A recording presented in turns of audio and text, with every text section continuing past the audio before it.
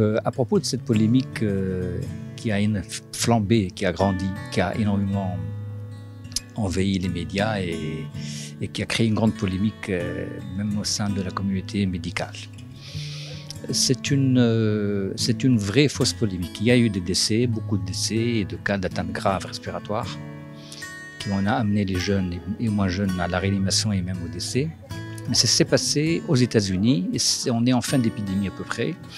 Il y a quelque chose comme 2400 et quelques d'atteintes avec un peu plus d'une quarantaine de décès. Donc 44 décès à peu près, 42 jours.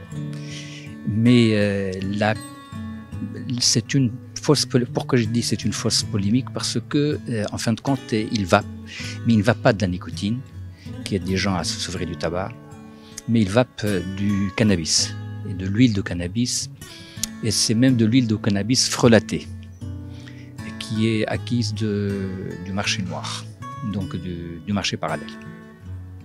Frelatée essentiellement à l'acétate de vitamine E à forte concentration, que les gens qui préparent ces liquides l'utilisent comme agent qui rend le liquide un peu plus solide, un peu plus visqueux. Et c'est pour ça qu'ils l'utilisent pour couper l'huile de cannabis. Mais en fait, ce n'est pas du tout de la nicotine, ce n'est pas de la vape normale. Il y a un peu plus que 40 millions de vapoteurs dans le monde. Il y en a 3 millions aux États-Unis, il y en a plus de 3 millions en Grande-Bretagne et ailleurs. Et il n'y a eu aucun décès par ailleurs. Il y en a un en Belgique, il y en a un au Canada, qui ont des atteintes graves, mais également des atteintes qui vapotent de l'huile de cannabis. Donc c'est pour ça que c'est une fausse polémique que certains ont utilisée, ceux qui n'aiment pas le vapotage en général, et peut-être pour un certain lobbying que j'ignore, mais certainement à cause de ça, et ceux qui n'aiment pas la cigarette électronique en général et qui n'ont pas le concept de la harm reduction, de la réduction des risques. Le tabagisme, il est classé en tant qu'addiction par l'OMS, dans sa classification des maladies mentales, dans la CIM-10 et la CIM-11. C'est un produit qui crée de la dépendance, donc il faut le traiter en tant que tel. C'est également classé en tant que produit qui donne de la dépendance dans la classification, la DSM 4 et 5 de l'American Psychiatric Association. Donc, si un produit crée de l'addiction, il faut traiter en tant que tel. Et tous les produits de l'addiction, on sait qu'il y a une énorme difficulté à s'en sortir. Donc, les gens doivent être switchés vers des produits moins risqués. Il y a un certain lobbying, il faut le reconnaître. Mais il y a aussi les gens qui sont des puristes, qui aiment le zéro risque. Ils veulent que ce soit du zéro risque pour tout le monde.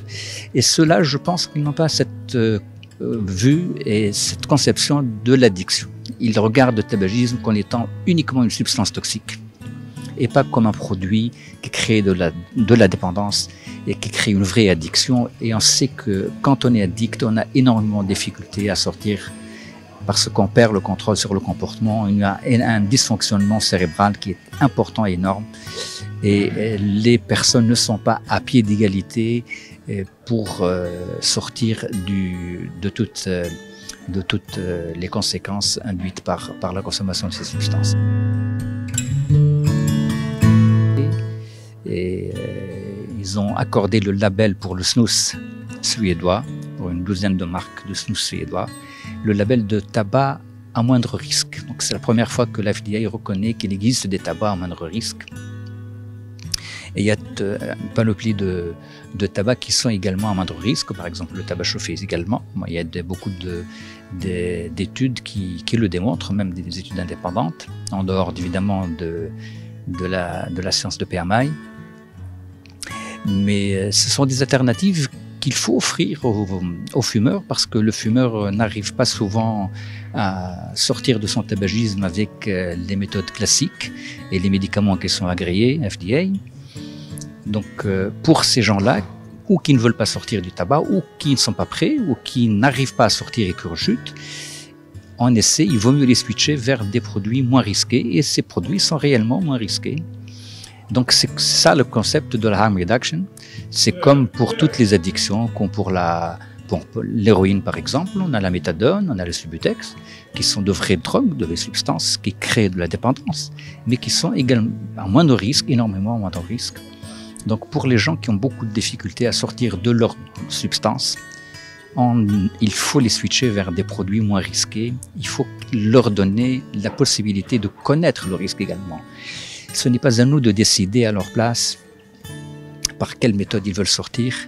Notre rôle doit être celui d'informer ces gens sur le risque qu'ils encourent en continuant de consommer ce qu'ils consomment ou en consommant autre chose beaucoup moins risqué. Les addictions sont en fait, c'est un concept qui est ancien et nouveau.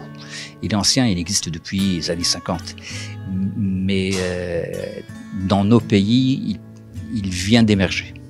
Il vient d'émerger et commence à s'y intéresser. Et puis, il n'y a pas que l'addiction aux drogues dures.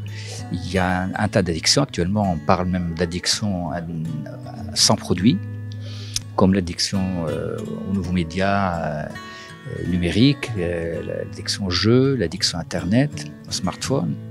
Et ça, ce sont de vrais problèmes aussi pour les jeunes. Mais le problème du tabagisme, parce qu'il tue beaucoup de gens, c'est lui qui tue le plus. Il tue 8 millions de personnes dans le monde chaque année. Et donc, c'est la première cause de mortalité, 6 des 8 causes de mortalité. Lui, en est la principale cause. Donc, il y a beaucoup d'autres addictions. Il y a l'addiction au cannabis, qui prend une grande ampleur, et maintenant le cannabis de par le monde, il est en train de suivre un peu le pas de ce qu'était la cigarette dans les années 50. Et on va avoir beaucoup de problèmes chez les jeunes dus au cannabis. C'est un vrai fléau chez les jeunes. Il faut absolument préserver les jeunes de la consommation du cannabis et de ces nouvelles addictions qui sont créées par tous les supports numériques.